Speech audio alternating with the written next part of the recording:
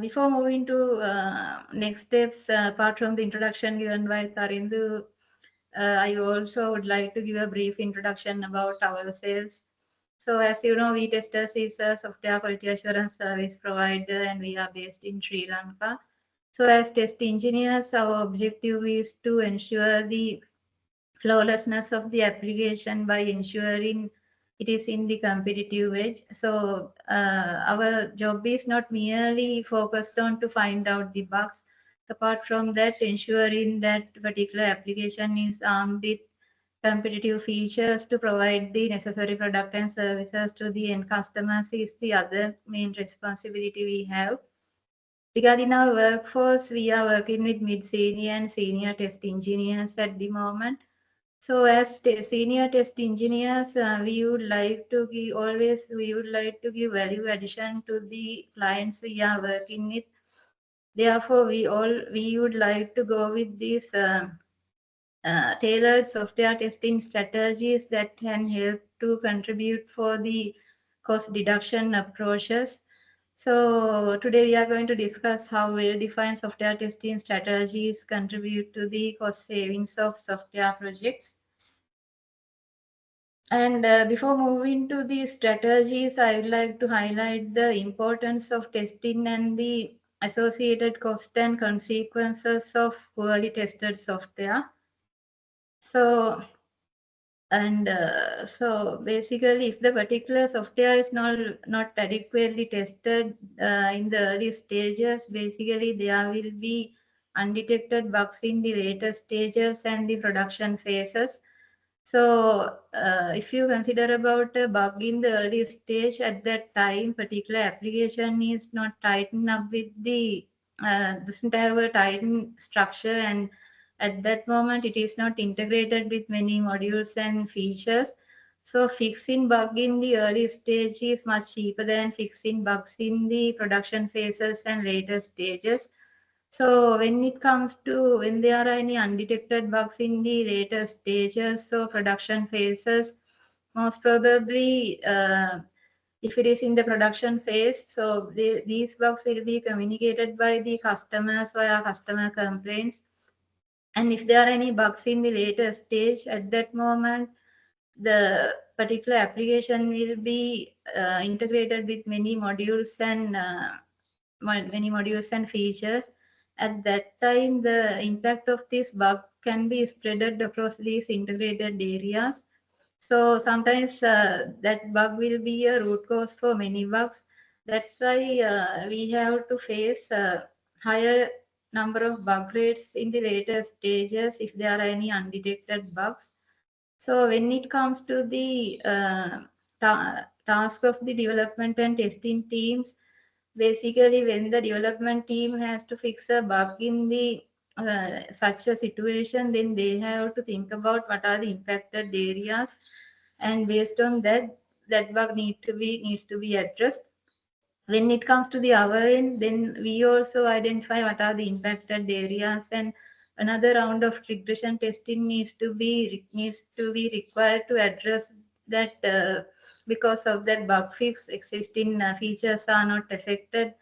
And then when it comes to the effort, there will be a huge rework. So if there is a rework, that means it increases the associated cost. And if we find out that bug in the production phase, then the situation will be worse, because when it comes to fixing bug in the production, it is not an easy thing, because there will be an associated downtime to fix that bug. Then the particular application will not be available for a couple of certain time period, and there will be a huge rush. So as you all are working as IT professionals, you may understand what kind of pressure will be there when there is a production bugs. So then the other thing is, once we fix the bug in the QA environment, it will not be directly deployed to the production environment. So first of all, it will be deployed to the QA from a production similar environment like staging. Then one round of testing is required in the staging environment. If it is succeeded only, then it will be deployed to the production environment. So another round of testing is required in the production environment as well.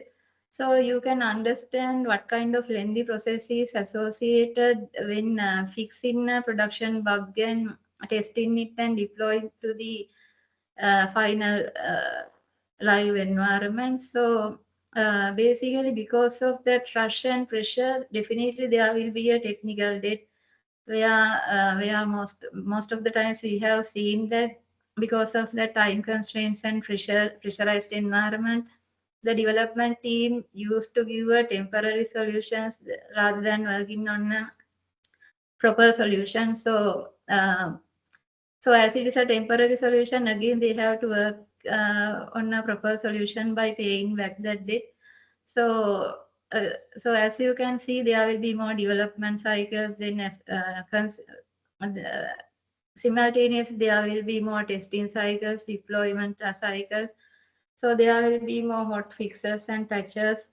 And if that bug is communicated by the customers, then there should be a separate team to address that complaint, and there will be a operational cost, associated operational cost. So as you can see, there definitely there will be delayed in the releases. So the intended features you have planned to release will not be able to release on time. There will be delays. So there will be missed market opportunities. And for example, if we consider about a system like e-commerce, then the days like festival days, they may have to release certain features for product offers and discounts. So if there are any delays in such deployment, so they will lose that market opportunity, they will lose that window. So those are certain consequences and associated bugs. So definitely there will be a negative customer feedback. Negative customer experience will bring through buggy releases. So users will be dissatisfied, and the reputation damage bring to your company will not be measurable. It will be immeasurable damage. And always customers have a comparative mindset, so they will switch to the best competitor. And when it comes to the employee side, employees will be pressurized, and they will when they have to work on a pressurized environment more oftenly. So as the customers have a chance to switch to a competitor, they also have a chance to switch to another organization. So it will be a kind of a indirect cost to the organization, because if there is a turnover, hiring new employees will be another thing, and they will take certain time to ramp up and adhere to with the projects. And long term wise, there will be loss, because when it comes to focusing on the bug fixes, the time that team has to work on developing next features will be limited. So within that limited time period, they don't have a good innovation capacity, so it will be reduced. So that is why it is important to have proper adequate testing in the early stage of the SDLC, and via that adequate testing, we can avoid these consequences and associated cost. So if I give a real world example, this Knight Capital Group trading glitch happened in 2012. It is known as Knight Capital Group trading glitch. It is a US financial services firm. Because of the untested software deployment they have done to their trading platform. Their trading platform sent millions of erroneous trades over 45 minutes, and it makes chaos in the stock market. And to come back to their business, they had to merge with another firm. So you can understand so you can understand the importance of 1 minute in a trading platform. So because of that, they lost for $40 million during that 45 minutes. When they were analyzing the failure, understood that failure was happened because of the deployment of old and unused code. So if they have gone through a proper testing round, so they could avoid this issue. So as the actions, they triggered the testing protocols by ensuring that every deployment they are deploying to the production environment is reviewed and properly tested. So this is the very good example I can highlight to you regarding the associated cost of production bugs and the consequences of unavailability of adequate testing. And then in some cases, we have noticed that not allocating sufficient time in the early stage of early stage is not allocating sufficient time for software testing in the early stage of SDLC is considered as a cost deduction, but it is not the correct way because allocating required times leads to have a proper quality software, and it leads to save these costs and avoid these consequences. So we can move to our main topic, and as the first thing I would like to highlight this first strategy as the shift left testing. And so basically the goal is to identify the bugs early by reducing the risk of costly fixes. So in shift left testing is a software development practice where the test engineers will involve with the early phases of software development's life cycle, and they will start their testing tasks from each phase. So starting from requirement analysis and designing phase, they will start the testing task. So they have a chance to validate and complete the requirements. They have a chance to prevent the requirement errors. So when it comes to validate and complete the requirements, so as you know, business analyst will focus on capturing all the possible requirements to the flow, and the development team will focus on how to implement these business requirements as system features. And when it comes to the test engineer's mindset, then he or she will think how we should test it requirement with positive paths, negative paths, and edge cases by considering different aspects like performance, UI, UX, security, compatibility, and so on. So therefore, their feedback is really important in this early stage to have that feedback. Then, so if we consider about the UI UX of the design, if we can get the input of the test engineer before the implementation, then he or she can point out what are the improvements they would like to suggest. For example, if there are any overly complex features, so if there are any confused navigations, if the particular call to action buttons or labels are not properly positioned in the web pages, so they can communicate these issues upfront before the implementation. So the development team has a chance to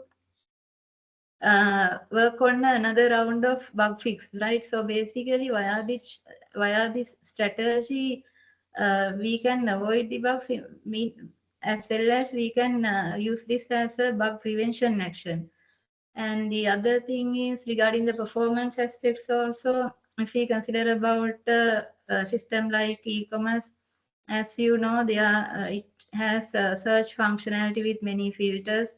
So when it comes to give the desired outcome for the search products, then there should be query in the backend. And if the simultaneous users logged into the particular system and started using that search functionality using multiple filters, so definitely there will be a performance issues. There will be a slowness if that query is not an optimized one. But in these early stages, if these test team can communicate that this kind of issues can be there, therefore these queries need to be optimized. Definitely, development team will have a look and work on it. Otherwise, you know, these non-functional testing like performance will conduct at the later stages after completing all functional stuff. So all these performance issues will bring to the development team at the end, but via this strategy, we can communicate all these things upfront before a development cycle. So that is the main important thing. And the other thing is if the particular test engineers are planning a test automation for particular project, then there should be certain coding standards, like there should be naming standards, naming conventions for variables, methods, and classes. And when it comes to the locator selections, then there should not be any dynamic selectors, and there should not be any hard-coded values. There should be a way for proper error handling mechanism. So all of these can be communicated to the development team upfront. Then they have a chance to consider about all these standard when they are working on the code. Otherwise, what happens is after completing the test scripts for automation, we had to face for another maintenance cycle to avoid these issues. So dynamic locators kind of things had to be maintained in the later stages. So all these things we can reduce via this shift left testing strategy. Then the other thing is this strategy includes validating requirements early through methods like test-driven development, where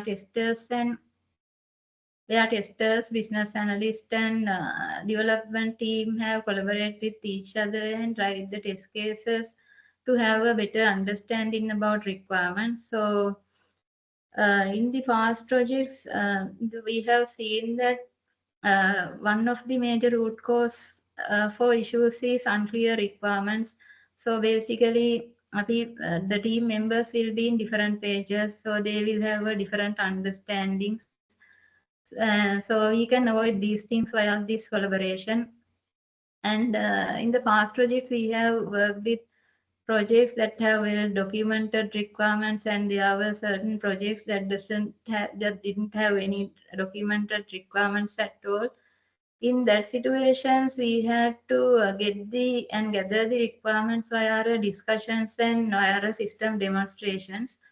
So there will be a higher probability to so the different team members will be in different views if they are in such a situation. But if we go with this strategy, with that collaboration, we can avoid these issues. And those are certain practical scenarios that we have encountered before. So, so this will be a really good strategy to validate the completeness of the requirements and prevent the requirement errors in the beginning. And early bug detection and reduction of fixing cost can be addressed via this strategy. So if there's no bug, if we handle these bugs via defect preventive actions, there won't be any reworks and delays. Then the other thing is once the test engineers started working from the early stages of the SDLC, then they have a higher chance to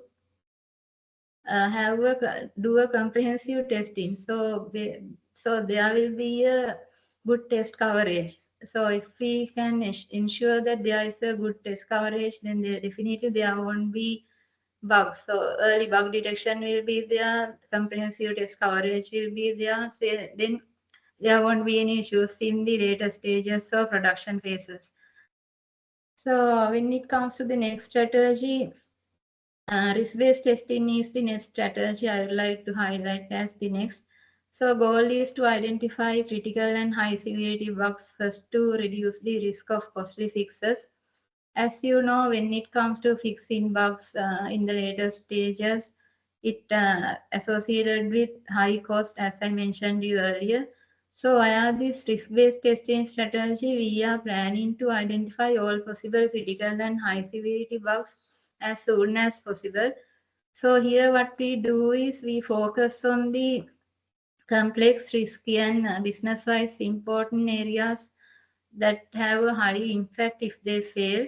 So based on that, we should prioritize our testing tasks. So when it comes to test case designing, based on that focused areas, we should categorize our test cases as critical, high, medium, and low. And when it comes to the testing cycles, these critical, high and medium severity test cases should be executed first. Via that approach, we can identify these critical and high severity bugs first. It doesn't mean that we don't work on the less severity areas. We can manage it in the later cycle. So basically what we are going to do is identifying critical and high severity bugs first, and let the developers to work on the fixes. Meantime, we can work on the rest of the areas. And so via that approach, we can release a stable version to the market. That is the main important thing of this risk-based testing. As the last one, I'd like to highlight the test automation. So most of you know about this testing strategy. Basically, the goal is to reduce the long-term cost. So, however, this is not applicable strategy for short-term projects because there are no associated recurring testing cycles. So, this strategy will be applicable for long-term projects where there are multiple recurring cycles that cannot be handled via the manual effort. So, basically, via this test automation, it helps reduce long-term cost, increase test coverage, and speed up the testing process, leading to higher quality software and faster releases. So if we consider about a project like Agile Development Project, it associated with many recurring cycles. So basically sprint lasts for 2 weeks. When it comes to the automation suite for regression cycle, it will consist of 100 to 200 test cases to execute. And in that case, you won't be able to do it with a manual effort. Then there should be many resources to handle that execution because you cannot allocate, let's say, 10 number of resources and do it within 2 to 3 days. But with the proper test automation suite, you will be able to handle that execution via a couple of days by keeping a certain time to analyze the result, let's say 1 to 2 days. So it will speed up the test execution. Apart from that, basically, as you know, once the project is growing, there will be more features. When there are more features, then the regression testing will be expanded with more test execution, so that scalability can be addressed without increased cost for uh, manual testing resources. So that is the other output we can get. And once it is there will be a support for agile and DevOps practices as well. So basically, once we integrated these test automation scripts with the CI/CD pipelines, so whenever there is a code commitment, these test cases will started executed. So via that approach also, we can identify the regression bugs early. And when it comes to the parallel execution, so as you know, we are not limited to one browser, one environment. So we have to conduct our testing in different browsers, different devices, and different environments. So in that case also, test automation is required. So finally, if you speed up the testing task and if there is no associated bugs and everything is stable, then it will be available to the market as soon as possible. So those are the advantages of these strategies. And basically, these are the main three strategies I'd like to highlight, but there will be some more strategies, and so getting the support of AI would be another good approach. But I have prepared this content based on our past experience. At the moment, we didn't work any AI tools to get the support for testing tasks. So basically, if there's any request from the client ends, then we will work on it. At the moment, the current client base has certain privacy issues of sharing their requirements with the third party tool. And the other thing is, as per my knowledge, these tools are not completely free. Even though there is a free plan, uh, it has certain limited features. So sometimes it will be another good strategy, but these are the three main key strategies that I'd like to highlight in this webinar. So, and this is as the last thing on this, I would like to highlight ROI of testing. And a study shows that fixing a defect in the requirement phase is 100 times less than fixing bugs in the production phase. And report of Capgemini found that companies adopting comprehensive test automation has a fast have seen faster time to market by reducing defects by 35%. And NIST showed that software bugs cost the US economy $59.5 billion annually, and out of that they have identified that $32.2 billion associated for forced bug release after the particular releases are deployed to the production environment. So they have analyzed that this cost can be avoided via the best testing strategies.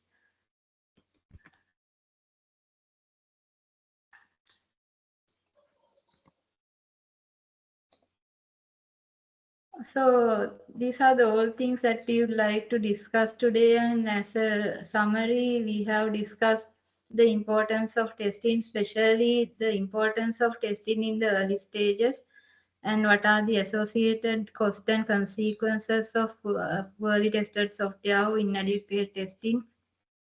And we have discussed three key strategies, and one thing is shift left testing, the other thing is risk-based testing, and the automation testing is the last one. So sometimes you may be working on all of these strategies, so a couple of these strategies in your organization. So if you have any questions, you may ask.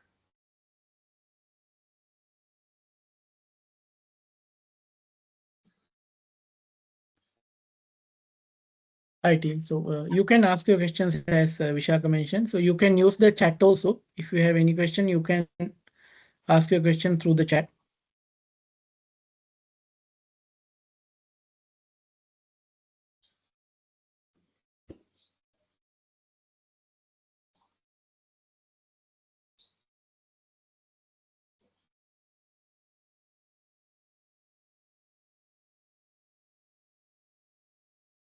Shaka, one question.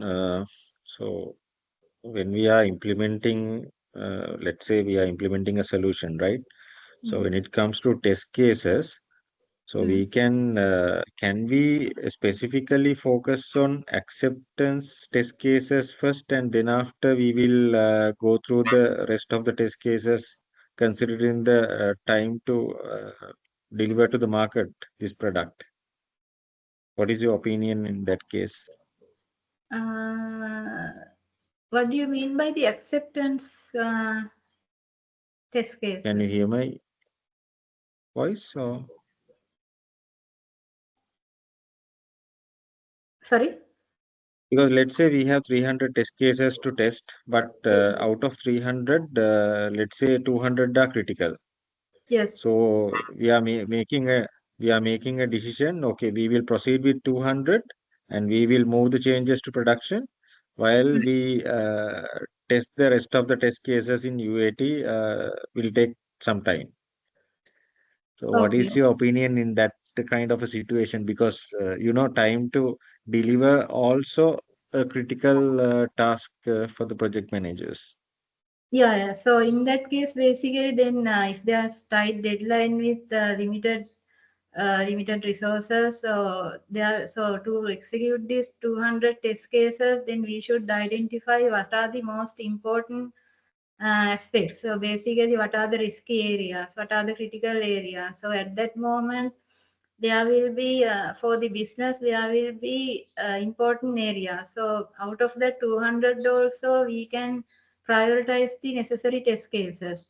And definitely we should have at that moment we should have a discussion with the respective stakeholders and identify what need to be prioritized, what need to be released first. So according to that discussion and that critical criticalness, complexity, and risk associated of these functions, out of 200 also, we should give a priority. Based on that priority, our testing tasks need to be handled accordingly. And it doesn't mean that we are not working on the rest of the 100 test cases. So in the late, so we should be able to move it to the later releases. So normally it will be dragged to the next release, and the stable release for that 200 test cases will be released to the market after identifying what needs to be focused. Shall I answer your question?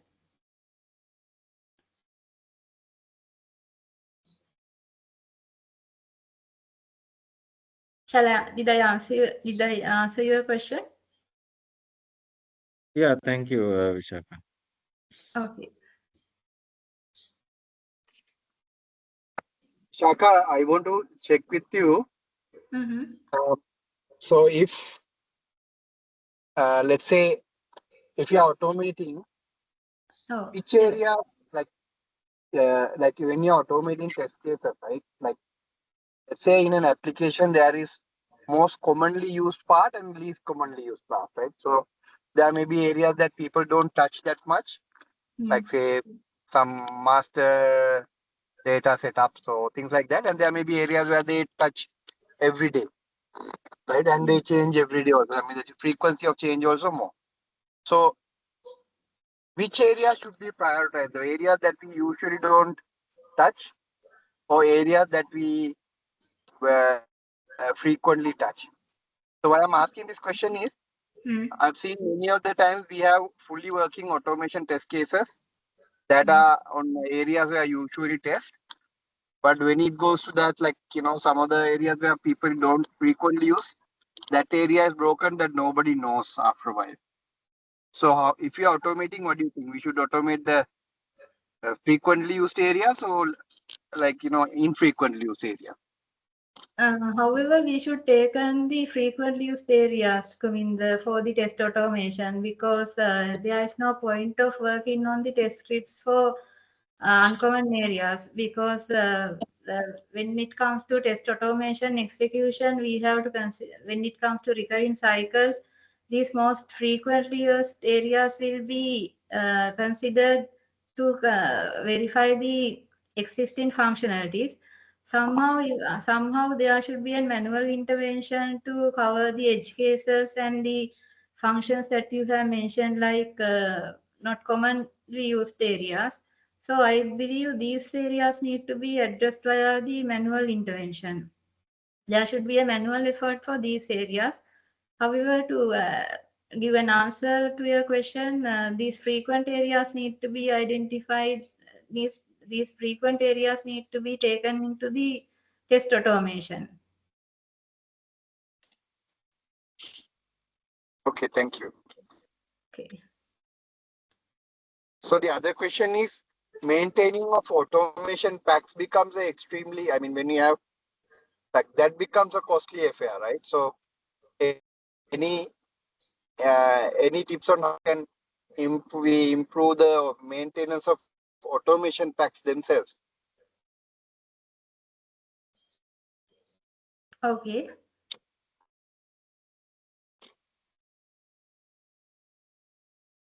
Can you come again with the question? Yeah, so what I mean is, like, maintenance of automation packs.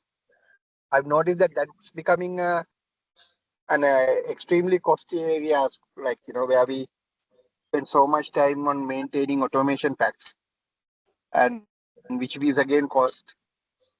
Is there a way we could improve that? Like reduce that that cost?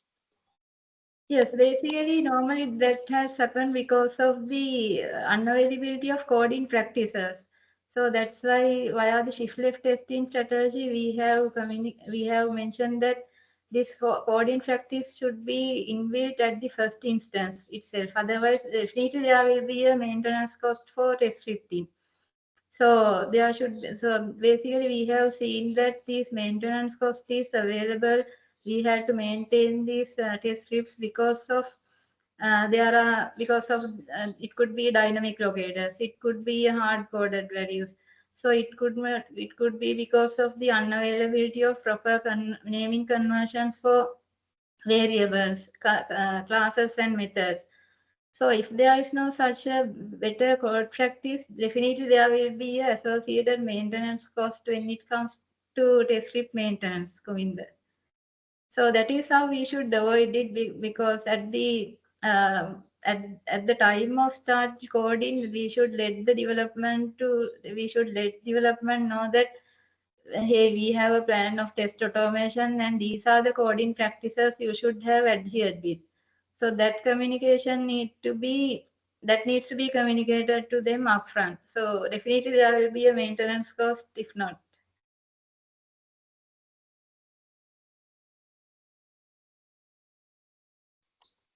All right, thank you.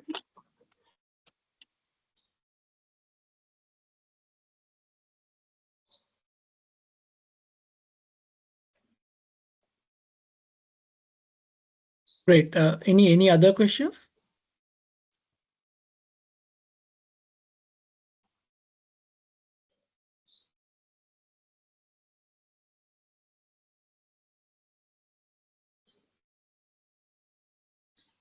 So we shared that WhatsApp link also, so you can join to that WhatsApp link,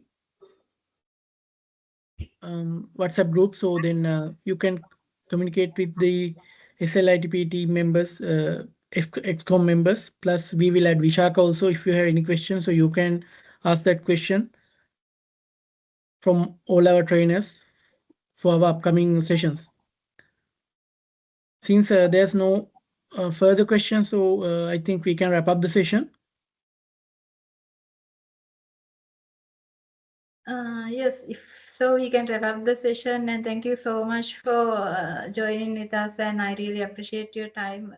Again, I'd like to thank Sri Lanka IT Professionals Association in UAE for giving us this chance. So if you have any further clarifications, you can contact us as well. And so we are in LinkedIn, Facebook, and so Twitter, and so you can drop us a message or drop an email, and feel free to contact if there's any. Okay. Thanks everyone. Thanks for joining, and thanks for connecting with this session attractively. So thank you, Vishaka. Thanks for your contribution. So let's meet in future sessions. Thank you, everyone. Thank you, Darinder. Thank you, Bilu. Thank you.